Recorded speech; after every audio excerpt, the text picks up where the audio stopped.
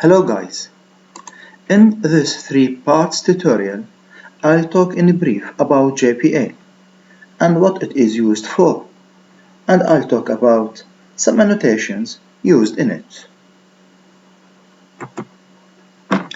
The main unit in a relational database like MySQL or Oracle is a table, while the main unit in object-oriented programming like Java or C# is an object.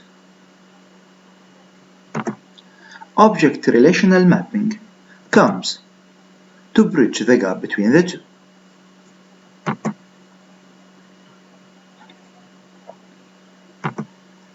ORM is the approach of taking object-oriented data and mapping it to a relational data store.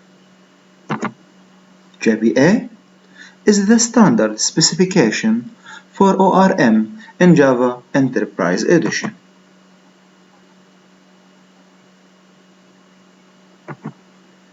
Persistence means living on after the application is shut down or after the session is ended. Persistent class is any class that can be persisted to the database. Entities are those persistent classes that are marked with entity annotation.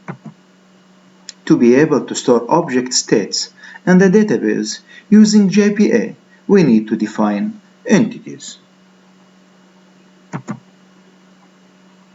Here are some JPA annotations and what they mean in database terms.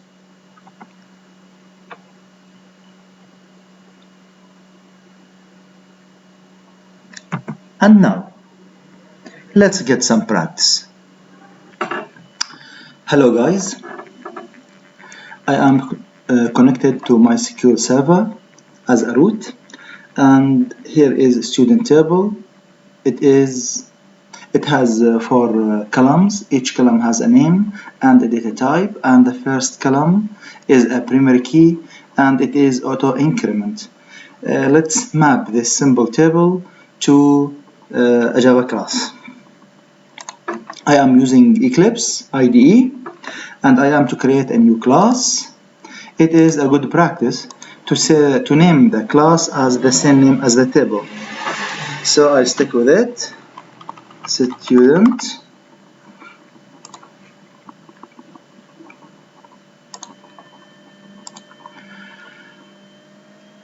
For each column, I will declare an instance variable with the same name.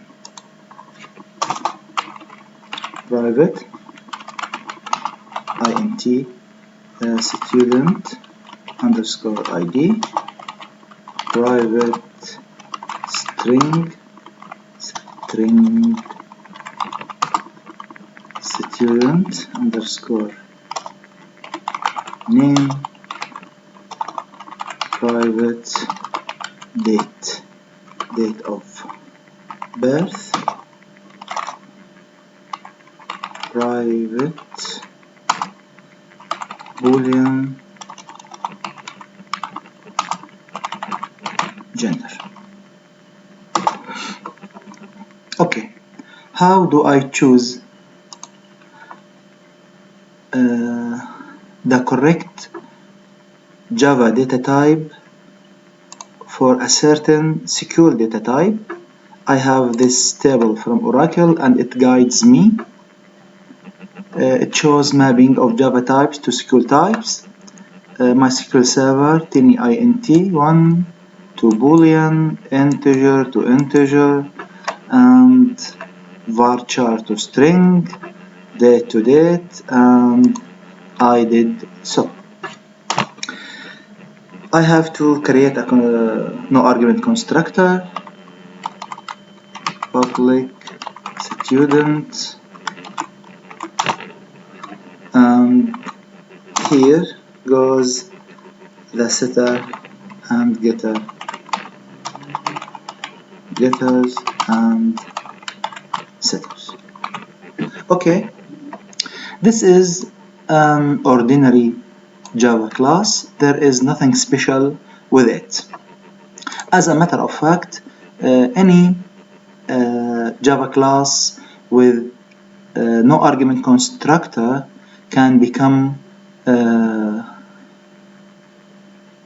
entity if we added a couple of annotations to it.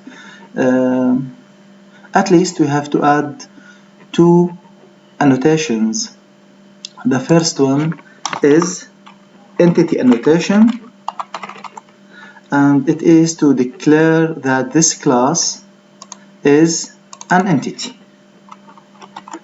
and each entity has an ID, so I have to add ID annotation before the ID field, which is mapped to the primary key in the table. Now my class becomes an entity. If I take a look at the table, I can see that the primary key is auto-increment. How do I express this in JPA? I am to add another annotation, generated value, and set the generation type of the strategy attribute to identity. Generation type identity. Now my table is mapped to a Java object. But what if I declared an instance variable with a different name? Let me say student. Let me say student name. At this point I have to use another annotation, which is column annotation, and set the name attribute to the same exact name as the column name, student underscore name.